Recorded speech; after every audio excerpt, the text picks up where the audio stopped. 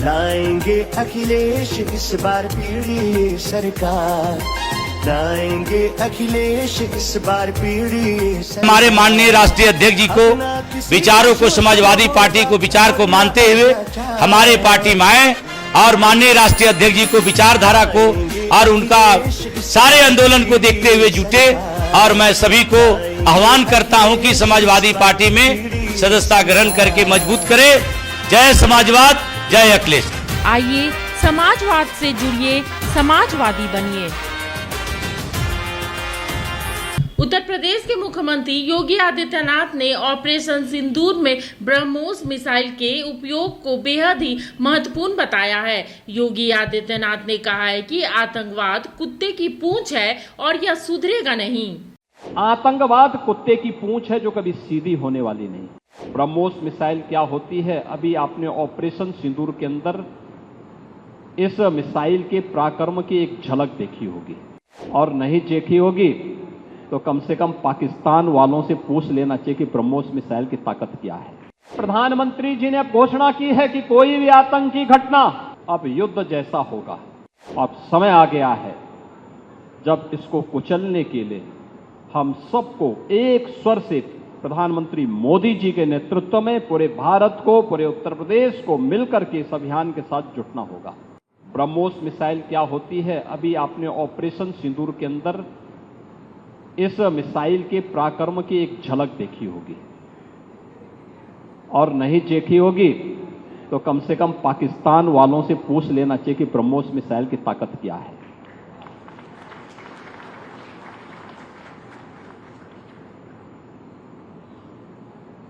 आतंकवाद के प्रति प्रधानमंत्री जी ने घोषणा की है कि कोई भी आतंकी घटना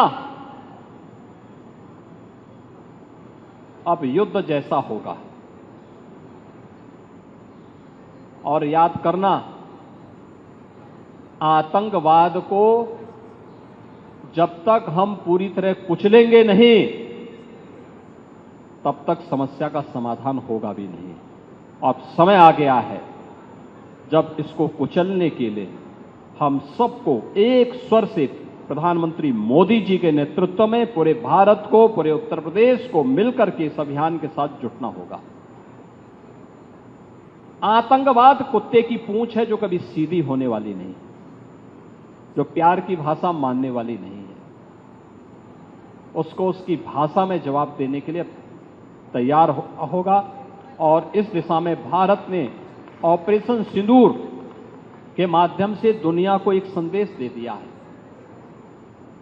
उत्तर प्रदेश के अंदर जो 6 के 6 नोड डिफेंस मैन्युफैक्चरिंग कॉरिडोर के हमारे विकसित हो रहे हैं, इन 6 के 6 नोड पर हमारा कार्य तेजी के साथ आगे बढ़ रहा है। इससे पहले हम लोगों ने कानपुर में, वहां पर रक्षा सेनाओं के लिए जो गोला बारूद बनता है उसके उत्पादन के एक केंद्र का वहां पे शुभारंभ किया था। बहुत बड़ा केंद्र बना है, आप जाएंगे, अत्याधुनिक केंद्र है। अब वे अपने एक्सपेंशन के लिए भी उन्होंने और लैंड मांगनी प्रारंभ की। लखनऊ में भी आपने देखा होगा कि ब्रह्मोस को जैसे ही 200 एकड़ लैंड दी गई तो अब पीटीसी भी यहां पर आया है। पीटीसी के कार्यों को आपने देखा होगा कि न केवल ब्रह्मोस के लिए बल्कि एरोस्पेस से जुड़े हुए उन सभी कार्यों के लिए उनके द्वारा एक एंकर यूनिट के रूप में यहां पर उत्पादन कार्य अपना प्रारंभ भी किया गया है। लगभग 7 यूनिट यहां पर ब्रह्मोस से जुड़ी हुई एंकर यूनिट भी इसके अगल बगल लग रही हैं।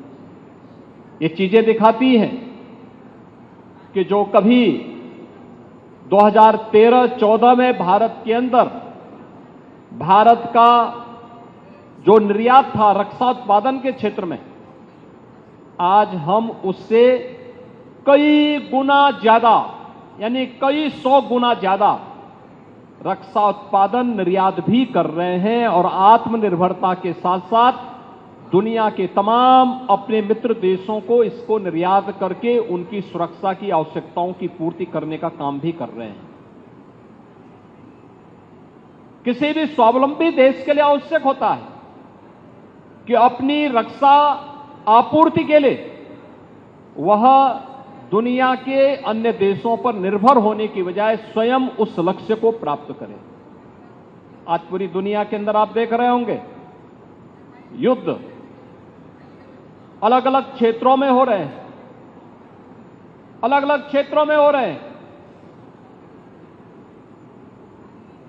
उन क्षेत्रों में अगर आप देखेंगे कि अगर जिन देशों के पास अपनी स्वयं की रक्षा उत्पादन की क्षमता नहीं है, वे देश इस प्रवर्तमान अभियान के एक अलग थलग पड़े हुए दिखाई देते हैं।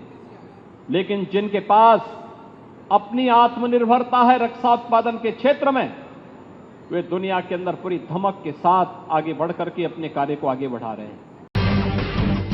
जब टूटती है आस, जब थकती है सांस, जब रूठते हैं अपने, मुंह मोड़ता है जमाना, जब अंगड़ाई लेता है संकल्प, फिर बनती है कहानी, बनते हैं अनमिट निशान।